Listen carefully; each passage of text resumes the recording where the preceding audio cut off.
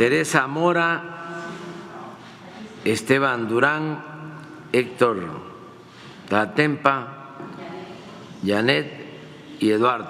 Vámonos. Siéntate. Siéntate. Siéntate, sí. No, siéntate. A ver, vamos con Teresa. Presidente, buenos días. Soy Teremora Guillén, corresponsal del corporativo Imagen del Golfo, con 5 periódicos impresos, 3 medios digitales y una revista al que pertenecen el Diario del Istmo y el periódico Imagen de Veracruz. Buenos días y le agradezco este espacio. Señor presidente, mi primera pregunta sería: el aeropuerto que está entre Coatzacoalcos y Minatitlán tiene una frecuencia de 2 vuelos diarios. Hay días que incluso solo hay un vuelo porque los boletos son muy caros y a veces no se venden. Pensamos que el corredor interoceánico del Istmo de Tehuantepec es la obra más importante del sur del país por el potencial económico que detonará, y esto incluye la necesidad del transporte aéreo. ¿No se ha pensado que Mexicana de Aviación llegue a este aeropuerto para resolver el problema? Quisiera saber esto y porque para resolver este problema y que atienda también rutas de los aeropuertos de Veracruz y Poza Rica, en donde tampoco tiene vuelos esta empresa, señor. Sí, miren, Mexicana está naciendo o está de nuevo volando. Sí.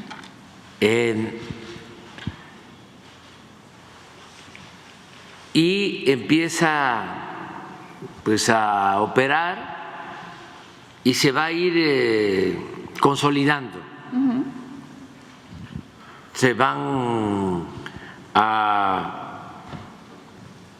adquirir aviones, se va a ir ampliando la empresa. Hace unos días comentábamos de que todas las empresas de aviación comercial en México, las 4, Aeroméxico, Volari y Viva, incluyendo Mexicana, tenían en general alrededor de 400 aviones. Y poníamos el ejemplo de que no solo los aviones de estas empresas del país, sino aviones extranjeros, llegaban diariamente al aeropuerto de Cancún 300 aviones. Y toda la flota aérea de las empresas de transporte de México es de 400 aviones, y solo a Cancún diariamente 300 aviones aterrizaban y despegaban. Claro, la mayoría del extranjero, pero para tener una idea de que hay demanda y hace falta tener más aviones para poder comunicar todo el país. Ya Mexicana ya inició, por ejemplo, ya se está volando a Salina Cruz, creo que 1 o 2 veces a la semana. Ya Mexicana lo está haciendo. Lo mismo a Uruapan, lo mismo a Palenque,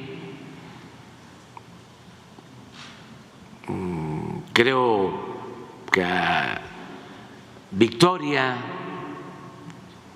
que ya no había vuelos a estos lugares importantes, todos los los lugares, las regiones del país son muy importantes y se necesita el transporte aéreo.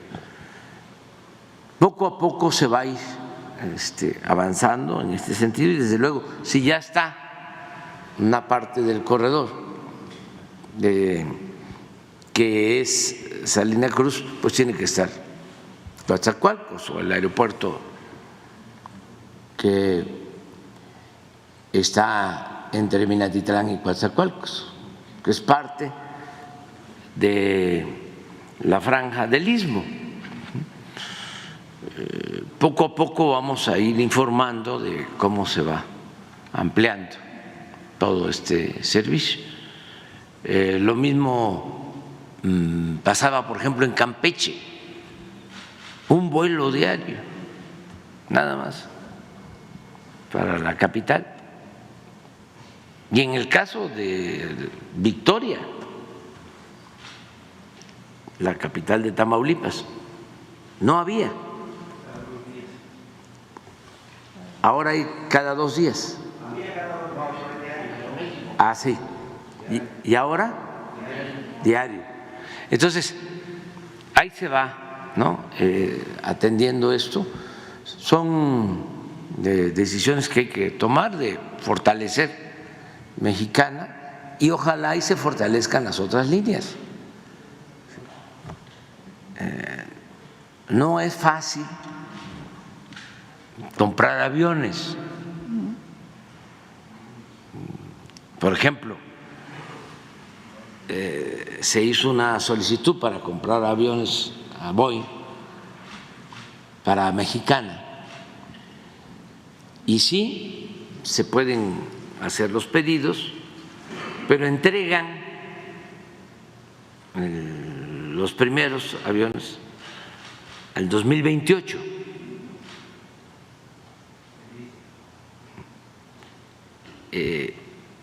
Y hay aviones que se rentan, pero las empresas que se dedican a esto tampoco tienen disponibilidad.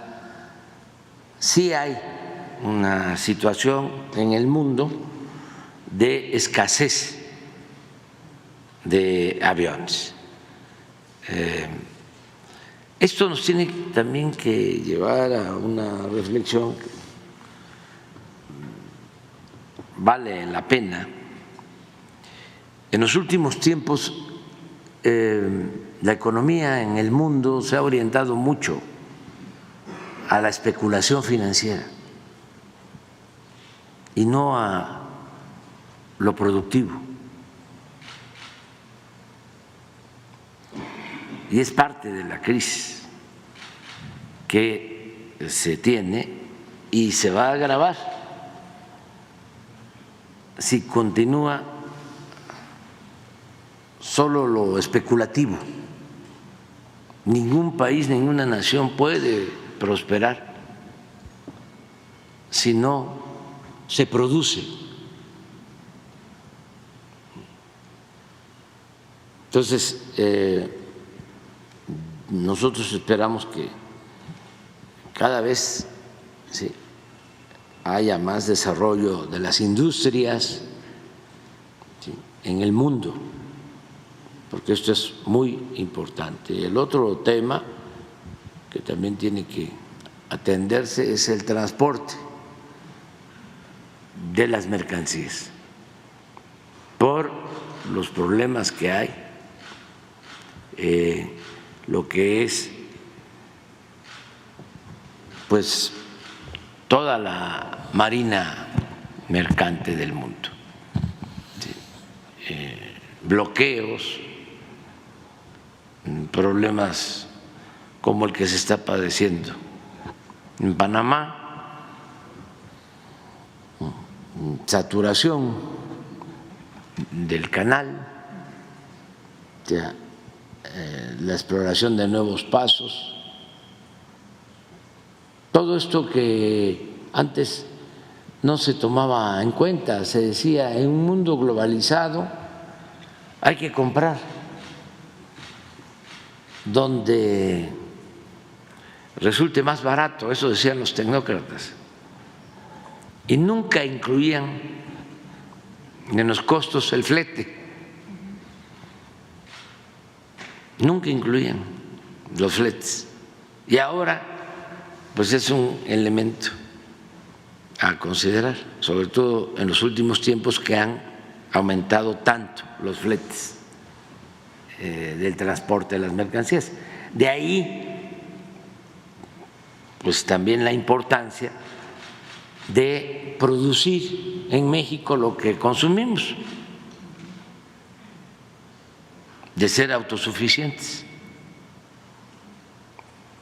No necesariamente hay que estar comprando afuera lo que consumimos, en alimentos, energéticos. Es muy importante seguir con la autosuficiencia como política para el país,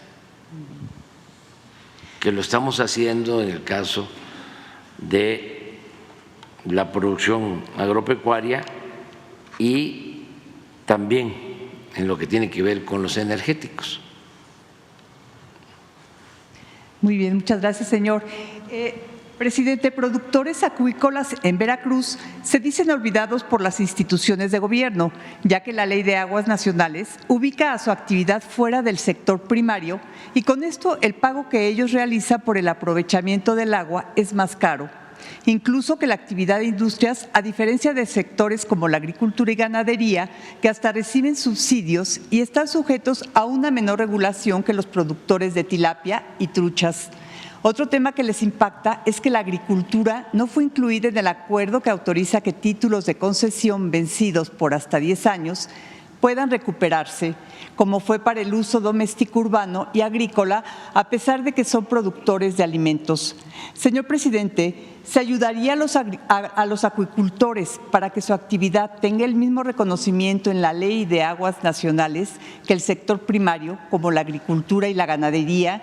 ¿Y se podría reconsiderar incluirlos en el acuerdo para recuperar sus títulos de aprovechamiento de agua que están vencidos, ampliando, en su caso, el rango sobre los 50,000 metros cúbicos, dado que su actividad requiere más agua y su impacto en el entorno natural es menor al de otras actividades, señor? Es una demanda que se tiene que analizar en la Secretaría de Medio Ambiente y en Conagua para la acuicultura. Vamos a tomarlo en cuenta ahora que se está presentando una iniciativa de ley de reforma a la Constitución para el manejo y el uso del agua. Entonces vamos a pedirle opinión, bueno, pues al secretario de Agricultura, que tiene que ver con pesca también, a la secretaria de Medio Ambiente y al director de Conagua. Muchas gracias, señor presidente. Y mi otra pregunta sería, este jueves la obra de rehabilitación que había iniciado la Secretaría de Infraestructura, Comunicaciones y Transportes en el puente de Boca del Río, que cruza sobre el río Jamapa, tuvo que suspenderse temporalmente debido a que el tráfico vehicular que se ocasionó colapsó la carretera Antón Lizardo. Desde las personas tardaron hasta 2 horas para poder asistir a sus trabajos y escuelas. Esta es la única vía de acceso a Boca del Río y para trasladarse a la heroica Escuela Naval de Antón Lizardo en Alvarado. Se calcula que cada hora cruzan entre 600 y 800 automóviles y lo que ocurrió con la obra es un ejemplo de la situación que viven todos los días la población que habita en Antón Lizardo, Mandinga, así como los fraccionamientos y colonias de la zona conocida como la Ribera Veracruzana, quienes cuando requieren de algún servicio de emergencia, muchas veces es complicado que reciban atención a tiempo debido a lo que tardan en cruzar. Sabemos que sobre el final de su gobierno no va a iniciar obras que no se van a concluir, pero queremos saber si se puede dejar un proyecto ejecutivo para encargar a la próxima gobernadora o gobernador y a la próxima presidenta una obra que resuelva el cuello de botella en el puente que cruza sobre el río Jamapa para llegar a Boca del Río, señor. Sí, hace falta varias obras de esas características. Ahí en Boca del Río, lo mismo hablábamos hace unos días en Atasta para llegar a Ciudad del Carmen y la conexión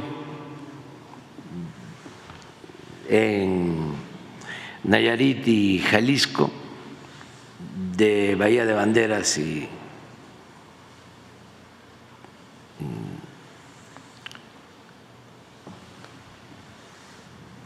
el puerto de Jalisco junto a Vallarta. Ahí hace falta también un puente. Sí, es en varios lugares. Sí. ¿Sí lo va a dejar entre sus... Sí hay proyectos, sí hay proyectos, y yo estoy seguro que van a darle atención a estas demandas muy sentidas y así otras. Es que fue mucho el atraso, mejor dicho, el rezago. Se dedicaron durante el periodo neoliberal a entregar concesiones, para hacer autopistas y cobrar. Era una oficina, no solo comunicaciones, el gobierno, para entrega de contratos y de concesiones. No se hacían obras por administración de manera directa, todo era concesión. Pues así era relativamente fácil hacer obras. Todavía se les entregaba la concesión y un subsidio. Así se hicieron segundos pisos. Recuerdo que para hacer el segundo piso del Paso de Puebla se le entregaron a OHL, esta empresa española favorita en ese entonces,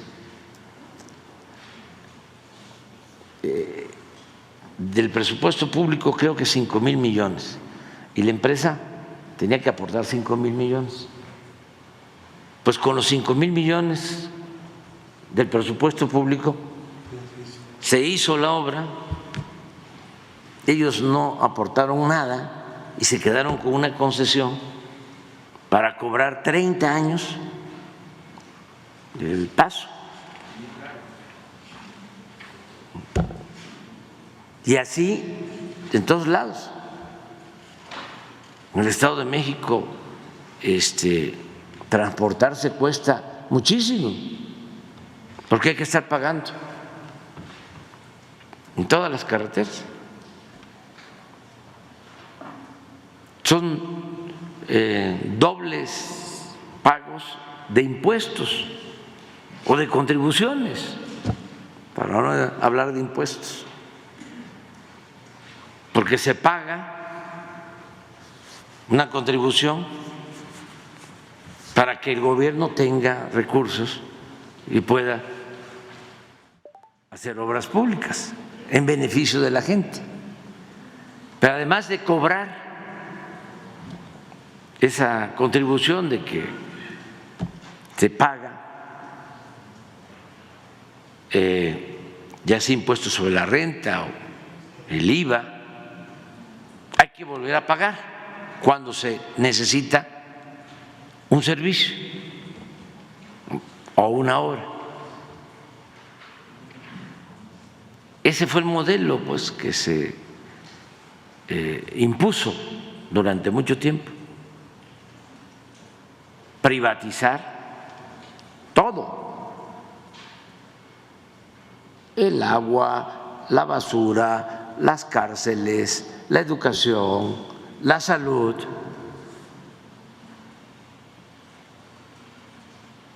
Pero eso pues afortunadamente ya va cambiando.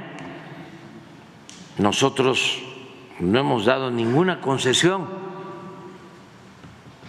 para cuota, para pago de cuotas en carreteras. Sí. Inclusive estamos adquiriendo algunas, como estamos adquiriendo también hospitales que habían privatizado, recuperando todo lo que se está haciendo en el ISSSTE, es volver de nuevo público lo público, porque lo hicieron pedazos, entregaron el ISSSTE por parte, privatizaron las ambulancias, los quirófanos, sí, las radiografías, los laboratorios, hasta las camillas. Entonces estamos como armando de nuevo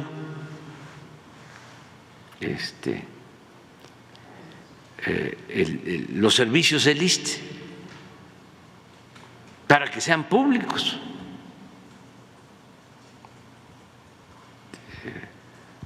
Esa fue la tónica pues durante el periodo neoliberal y eso es lo que quisieran que continuaran.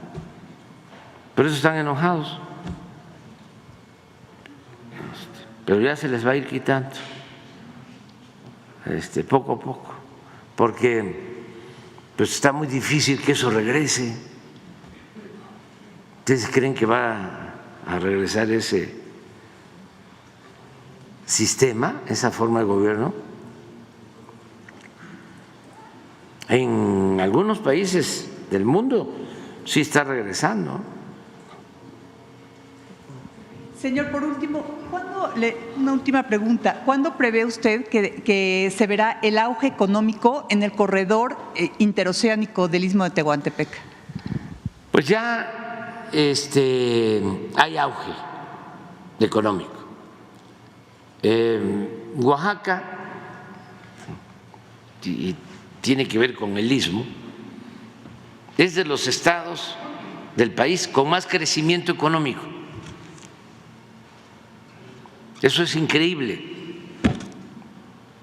Estamos hablando de una tasa de crecimiento anual promedio del 13%. ¿Cuándo se había visto eso? Bueno, pero ¿qué cosa hay en el Istmo ya? Pues deben de estar ahora laborando de 3 a 5,000 trabajadores solo en la construcción de la coquizadora de Salina Cruz. En el ferrocarril, pues como unos 2,000 o 3,000 trabajadores. Estoy hablando solo de los 300 kilómetros de Salina Cruz a Coatzacoalcos. En Coatzacoalcos, en Minatitlán, lo mismo. En Minatitlán, cada año, desde que estamos en el gobierno, son alrededor de 3 a 5,000 millones de pesos de mantenimiento de la refinería, que no se destinaban estos fondos. En Coatzacoalcos, pues se están arreglando vías, se está mejorando el puerto, hay obras de ampliación en el puerto.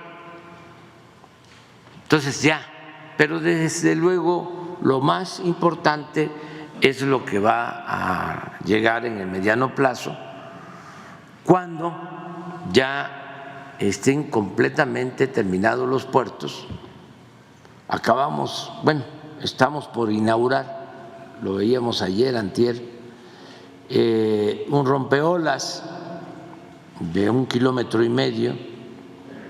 mar adentro en Salina Cruz, que también es una inversión de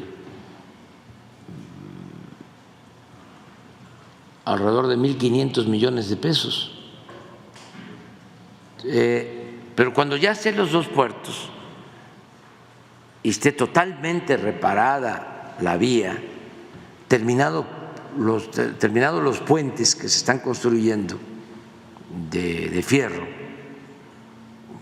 para sustituir los puentes antiguos,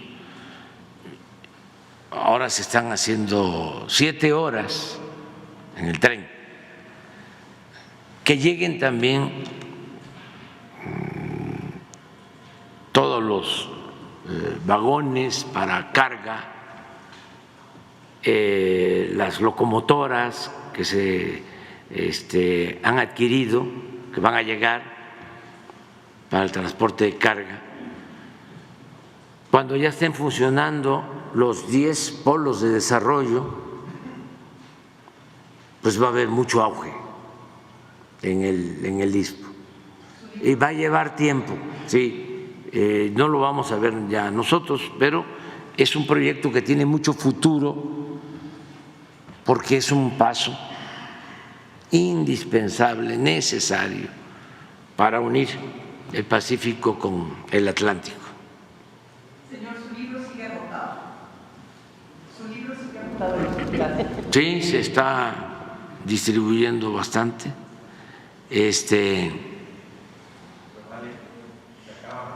Sí, se está demandando mucho, pero va a salir, va a seguir saliendo. El anterior, sí, no quiero presumir, pero sí, fueron bastantes, muchos. Pero este va a ser más. Señor, muchísimas gracias. Sí. Vamos con Esteban. Gracias, presidente. Vanguardia Veracruz. Presidente, en semanas pasadas aquí una compañera habló sobre un edil de Tamaulipas en la que había incurrido en algún tipo de corrupción. Y le digo esto ¿por qué? Porque pues algunos personajes que estaban en el PRI pues ya se están pasando a Morena. Personajes de renombre, priistas que pues como usted dijo, se ha mencionado por parte del partido Morena, pues han traicionado a los mexicanos y ahora ya están de este lado. No digo nombres pues para evitar herir susceptibilidades. Y también igualmente usted se ha manifestado en contra del influyentismo para acceder a cargos de poder. Sin embargo, pues hay prácticas, esta práctica continúa. Por ejemplo, le puedo decir de Nacho Mier, el diputado federal, quien en ese sentido en 2021 hizo a su hijo presidente municipal y a su hija diputada plurinominal, quien usted también está abogando porque se acaben estos diputados plurinominales. Esta vez el hijo del diputado Mier salió en las listas como diputado federal y su hija como diputada local, mientras que él pues ya se va como senador. ¿Qué opina en este sentido, presidente? ¿Siguen estas prácticas? ¿Usted ha ido en contra de esto? Y por privilegiar unas familias, pues se deja a otras que pues son también de renombre y pueden aportar bastante al país, presidente. Y en este sentido, volviendo con esto, presidente, igualmente, pues son personajes que yo creo que deben de salir ya de esta situación y no seguir disfrutando de estos privilegios de los cuales pues siempre han vivido. Por ejemplo, presidente, le puedo decir también que en diciembre pasado se expuso el caso de José Samuel Sánchez Reyes, un servidor lo hizo, quien después de muchos años en Pemex, en 2023, fue nombrado como director general de normatividad en hidrocarburos cuando aún estaba la ahora candidata al gobierno de Veracruz, Rocío Nale, como secretaria de Energía. A pesar de las investigaciones por corrupción, nepotismo y enriquecimiento ilícito, a este servidor de la CENER también se le relaciona con personajes como Leonardo Cornejo Serrano, quien ha sido pieza clave en el proyecto de la refinería de Dos Bocas en Tabasco, así como empresas ligadas a actos de corrupción como Saipem y Construcciones Industriales Tapia, las cuales se convirtieron en socias preferentes de Pemex, Odebrecht y OHL. En este sentido, preguntar si ha tenido información sobre este hecho y sobre todo por qué sigue habiendo casos de funcionarios que aún teniendo este tipo de historial forman parte de su gobierno y siguen haciendo obras insignes, en este caso como la refinería de Dos Bocas, cuando usted siempre ha sido muy reiterativo en combatir la corrupción. Quizá en ese sentido, pues Rocío Nale no tenga nada que ver, no tenía conocimiento de esto, pero ¿usted qué opina de esto, presidente? Bueno, de las dos cosas opino muy poco. En el primer caso, porque se trata de un asunto político electoral y no podemos hablar mucho de eso, sí decir que la política es un imperativo ético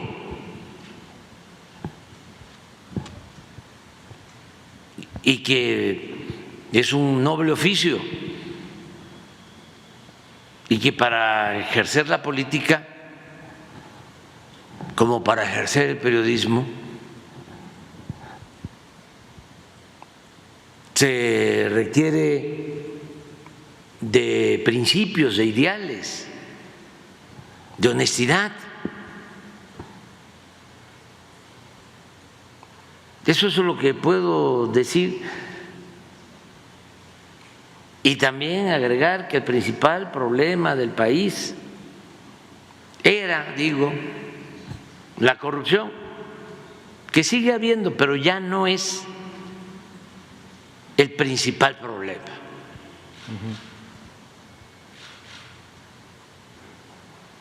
Entonces, que hay que combatir la corrupción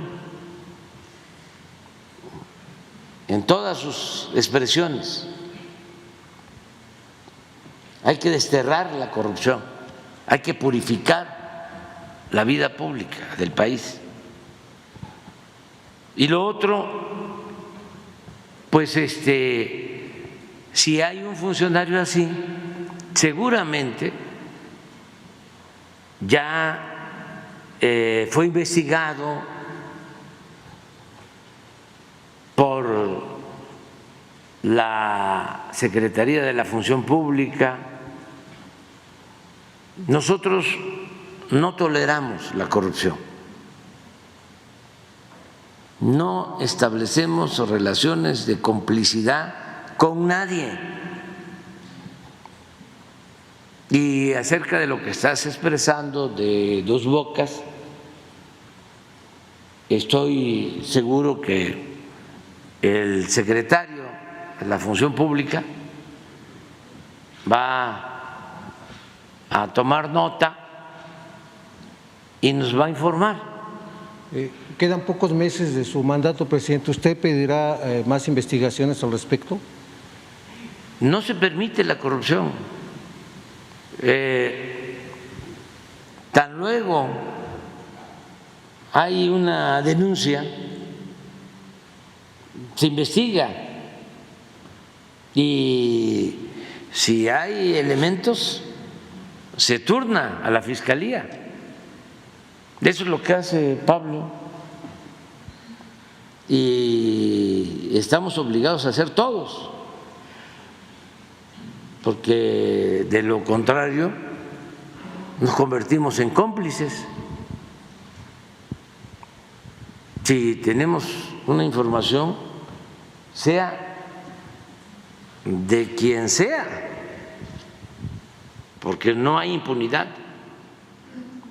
Se envía a la Fiscalía. Y eso es lo mismo que el caso que estás planteando.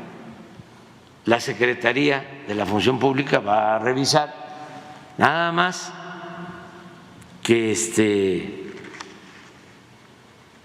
se tiene que tener elementos, se tiene que tener pruebas, no se puede hacer un juicio sumario, no se puede promover un linchamiento público, no se pueden hacer montajes como los que hace Lore de Mola o el periodista premiado de Estados Unidos, Tim Golden. Loretta ahora fue a entrevistar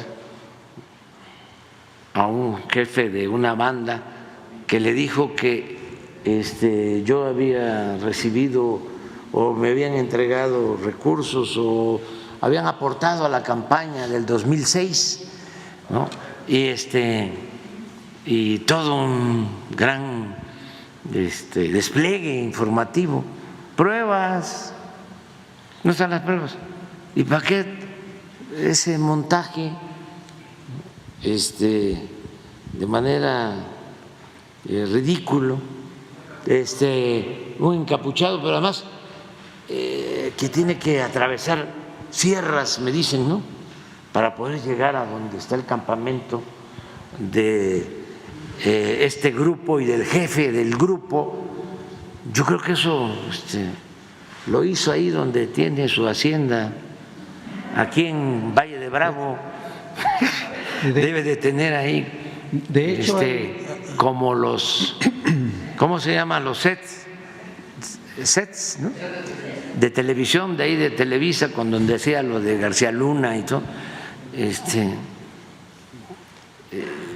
Él es el que tiene que dar una explicación cómo es que se hizo de hecho, tan millonario, tan rico, y sus vínculos con García Luna. Claro. Eso es lo que tiene que explicar. Pero están muy molestos. De hecho, hay una carpeta de investigación contra este funcionario, presidente, es por este ilícito de enriquecimiento inexplicable, es la FEMCC-Ciudad de México, /2023, ya como… Sí, lo que hacemos es que le pedimos a la Función Pública para que también le solicite a la Fiscalía cómo está este asunto. ¿Cuál fue el resultado de la investigación? ¿Sí te parece? Sí, presidente. Igualmente, hablando con el tema electoral…